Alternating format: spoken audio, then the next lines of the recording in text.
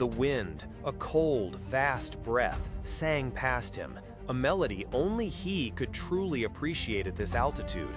Far below, the world stretched out, a tapestry of greens and browns blurring into the distant curve of the horizon. There was no whine of turbines, no roar of jets, just the whisper of air against his suit, the quiet hum of an invisible force responding to his will. Erik Lehnsherr, known to many as Magneto, was not flying in the conventional sense. He was, in a profound way, riding. Consider for a moment the vast, invisible network that cocoons our planet, Earth's magnetic field lines. These are not static lines, but dynamic, flowing currents of energy, constantly shifting, ebbing, and flowing in response to the planet's molten core and solar winds. For most, they are imperceptible, a theoretical concept. But for Magneto, they are the very air he breathes, the ocean he navigates. He doesn't generate a repulsive force to push against the ground, nor does he create a propulsive thrust behind him. Instead, he interfaces with an almost balletic precision with these natural magnetic field lines in his immediate surroundings. Imagine a surfer not riding a wave of water, but a wave of pure magnetic flux. That's closer to the truth of Magneto's sustained flight. He senses these lines, perhaps seeing them as shimmering currents of light, or feeling them as subtle pressures against his very being.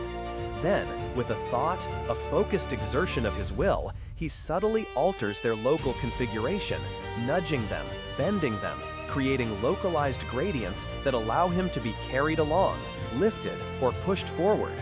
It's an act of profound sensitivity and control, less about raw power and more about an intimate understanding of a fundamental force of nature. This nuanced interaction is what grants him his incredible endurance.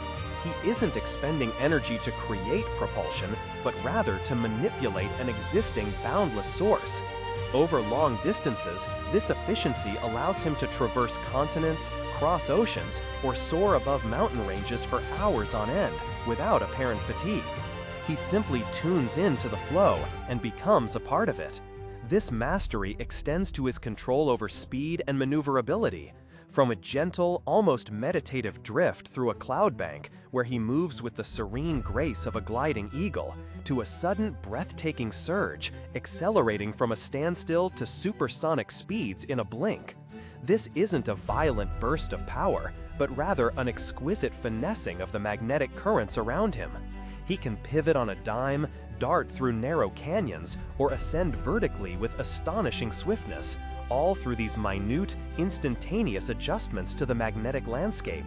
His body becomes an extension of his will, a living compass needle perfectly aligned with the forces he commands.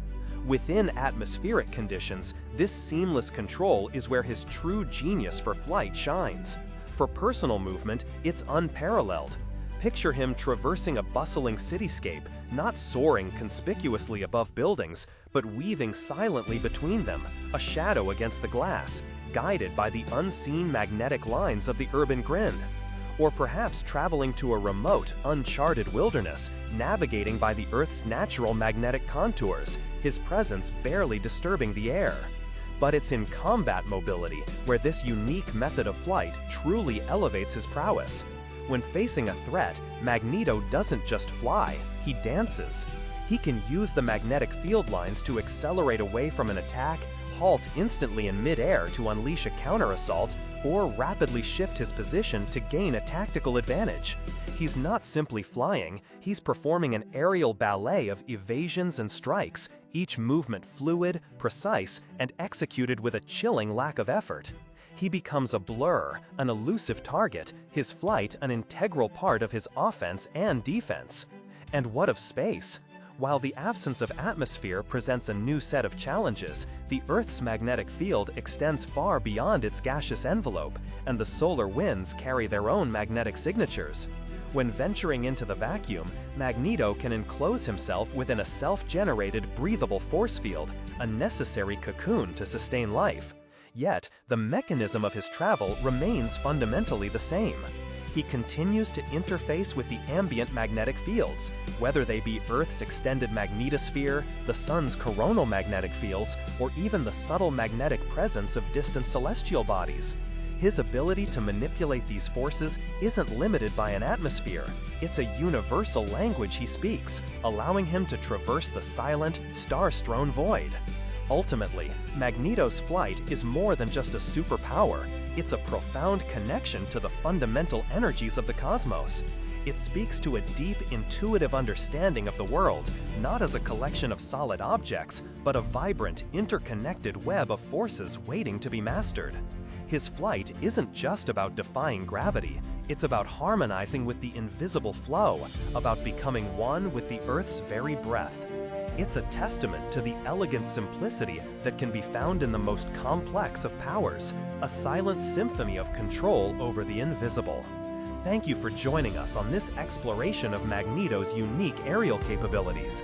What other aspects of his powers intrigue you? Share your thoughts in the comments below, and if you enjoyed this discussion, please consider subscribing for more insights into the extraordinary. Until next time, keep looking for the invisible wonders all around us.